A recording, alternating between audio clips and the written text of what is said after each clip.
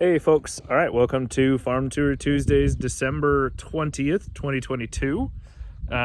So we are out here with Red and his ladies. They are enjoying a nice sunshiny nap. So they absolutely love to cuddle their nose down in it, but then just lay in the sun, which it is a beautiful sunshiny day. I don't know where Biscuit just went. I just saw her. Yeah? Oh, Biscuit's laying over there in the sun. I don't know if you can even see her. There she is. Biscuit's doing good. I have been so we got the hay bales, got everything spread all around, and we have been pulling the hay, which you can see it is like, he wasn't kidding when he said that it was really a lot of dead stuff and things like that. So it is much closer to straw, but there's a lot of seed heads in here, which has me excited. So there's not a lot of nutritional value in this. There's some, like some of this is green still, and each bale is different.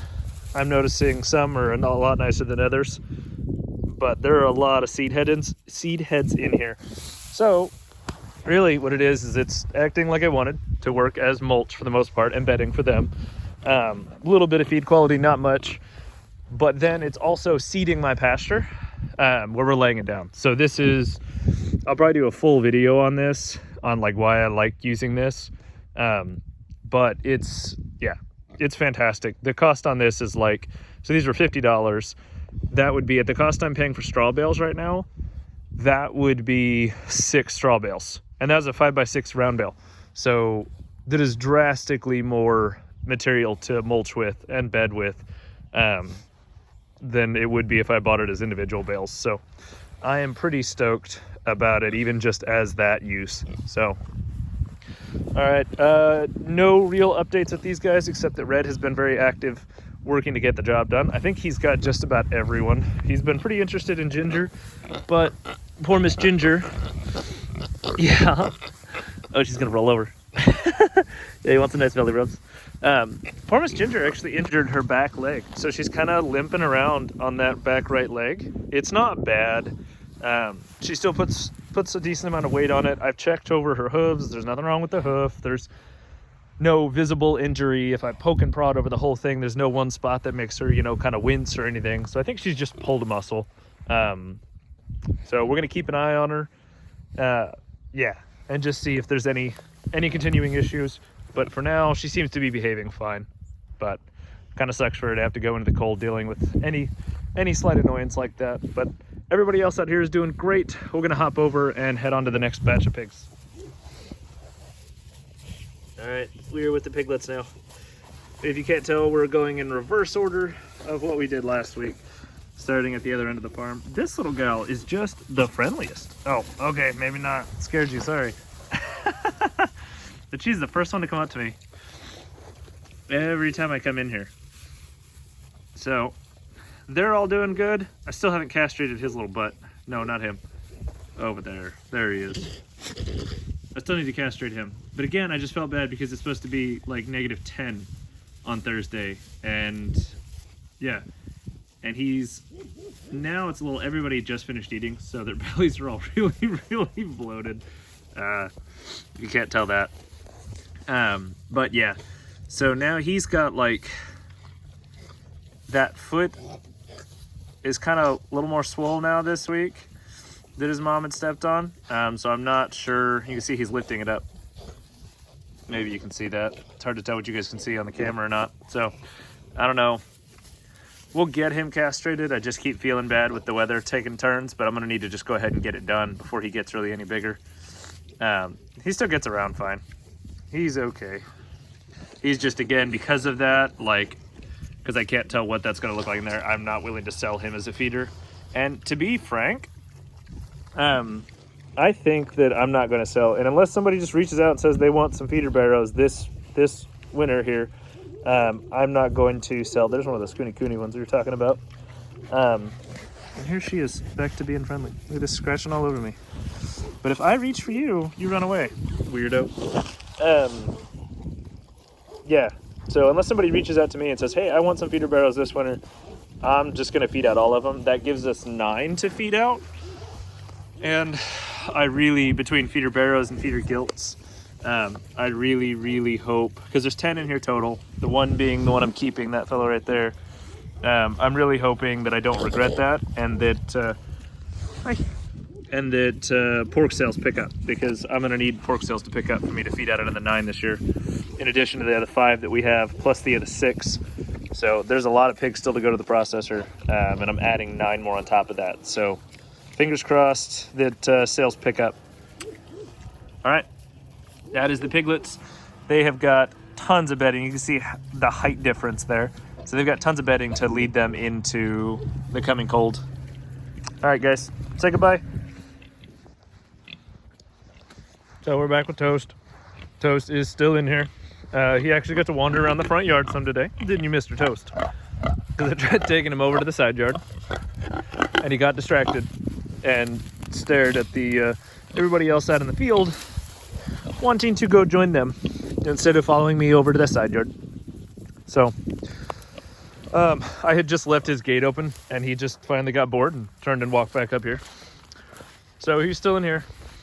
I'm just going to keep trying to get him over there because he's got a lot more room over there. I may just wind up, I didn't want to because I really wanted these to rest, but I guess worst case scenario, I'm just going to open all 4 gates and he can just have all 4 of these paddocks. And then that'll be an option, but it's not a great one because then he's got fence to fence if I put anyone there, and fence to fence if I put anyone here. So that's why I don't want to do that.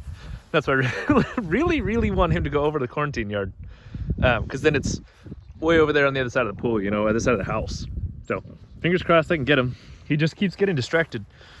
He's not the brightest, or maybe he is. He really knows what he wants. He wants to be out there with everybody else. Hi guys. Hi. Okay, we're here in paddock number 7. I don't think you guys have ever gotten to be formally introduced to all of the puppers, except for Denver. Denver's up at the house. But we have Miss Venus, Claire and I's first doggo, or our first Pyrenees. Isn't that right, Miss Venus? Yeah, you're daddy's special girl. Yeah. And then here's Mazikeen. She's the mom of the last litter we had here. She's super bouncy and always super scrawny. She has not grown back in her winter coat, and she gets fed double the amount everybody else does right now. And you're just struggling to pack back on weight. Yeah. That's okay. She'll get there. She's, especially now we're not having litters anymore, so, but she had just got done weaning and it was a big litter. So they thin down, same as pigs do, but she's starting to put some weight back on. What? Griffin, what? This is Griffin. He was our breeder male. Like I said, we're done breeding dogs, so they are all, except for Mazikeen, neutered and spayed. She will be though. We just wanted to put a little bit of weight back on, which we know if we go ahead and do it, she'll pack weight on real fast, like Miss Willow. Yeah, Miss Willow. Yeah, you're getting kind of chunky. Yeah, you're getting kind of chunky, ma'am. This is Willow. Griffin is just a mama's boy. He's just so needy. Yes. Okay, guys. Okay, we're gonna look at pigs. Oh, so you got that bale. You can see we have been spreading it every time I do chores. Just spreading a couple of arm loads out here to try to cover up the bare dirt. All right, guys, let's go out and look at the other pigs. All right, we're here with Payday and his friends. They're still in this paddock. They've got their round bale that they've been really tearing into the base of. And I pulled a bunch to cover the ground here in front of the gate and working its way down that way. You can see that dose has kind of been accepted now. Oatmeal has quit harassing her and isn't giving her that many problems anymore, so she's allowed to be up and around everybody else and eat with them. I've been pouring their feed just on the hay that they've been pulling down.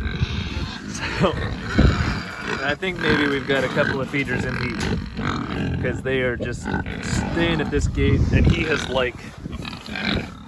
torn that wire up right there. It doesn't matter, like that wire's not that important. But yeah. Hi, gal. You're just staring very confused. Staring very confused. So there you go. No real changes with them. I want to build them build another shelter so that I can take and go ahead and move them to that back paddock. But they have, for the upcoming weather, they've got that pond, so I'm not worried about water for them in any paddock that they're in. They've got access to the pond. Their shelter is nice and flubbed up with plenty more of this hay. Yeah. So that's these guys. No real change on them this week. nothing of interest. He's also been working everyone over, but he got oatmeal already last week, pretty good, so I think she's solid. Yeah, let's bounce over to the feeders since they're going to be so noisy. Okay, here's all the feeders, and you can see we got all the ground here covered with their hay. And they've been tromping it in. I've just been spreading a few armloads in the worst areas every day. They've been really eating from the bottom of it, and I've been pulling from the top. But we're continuing to get areas covered as needed. If it hasn't already gone live yet, then you'll see the repairs to that. So that was a lot of fun. And we're also, I've got another video coming up. We're going to talk about water and what we do for water when it's cold. But here's their paddock. They're still obviously same one here, and they're going to stay in here for at least another week because I want to be able to leave Payday and Red and his ladies in that paddock, because the next paddock that all of these guys are going to move to is that one right there next to us, number 2. But I don't want Red and these guys to be fence to fence. But there's not a ton of grass left in here, but there's some stuff they're picking at. But with as cold as it is, there's really not much. And there's not going to be, like, the grass doesn't really grow back that well when it's this cold anyways. We can kind of, oh, there's a funny spot they've done something to. Oh, still not very deep. It's not as deep as my boot. I'll give them a little bit more mineral in their feed now. That's the only spot that looks like that, so that's pretty nice. All the rest of it looks good. Big old fescue clumps. But this paddock that they're going to go into does have a good little bit. It's a very nice, it almost looks like spring in there. It's crazy. It is so vibrant green. It's very short, mind you. Very, very short. But it is so vibrantly green in there. I don't know how well that's coming across in the video. But yeah, there we go. Okay, that is the update on everyone. Special projects this week, staying warm. And that's really it. Us staying warm and us keeping everybody else warm. The weather's supposed to kick to -10 on Thursday, and there's like 4 days in a row that it doesn't even come close to going above freezing. So lots of bucketing water for me in my future. And lots of making sure everybody's shelters stay dry and stuffed is full of straw and hay. Or, well, this hay is pretty close to straw. But staying as stuffed full of that warmness as possible. And then us trying to, I've got to go split more wood now to make sure our house stays as warm as possible. We've got a decent little bit stored up, but I don't want to run out and have to split in that cold of temps. So, all right. You guys have a great week. Thank you to our Patreon supporters, Hunter and Ashley. Wait, no, is that right? No, it's Raymond and Ashley Hunter. I've done this again. So I've filmed like 2 of these videos back to back now, or 3. So I have done this like every video now. I'm so sorry, guys. Thank you. And thank you to everybody that watches our videos. If you like this content and you want to keep following along as to how our farm is changing throughout the seasons, I don't expect there to be tons of change from video to video. It'll be over the course of the year, seeing how this stuff has changed. So if you want to keep along with that, then go ahead and hit that subscribe button. Beyond that, y'all have a great week.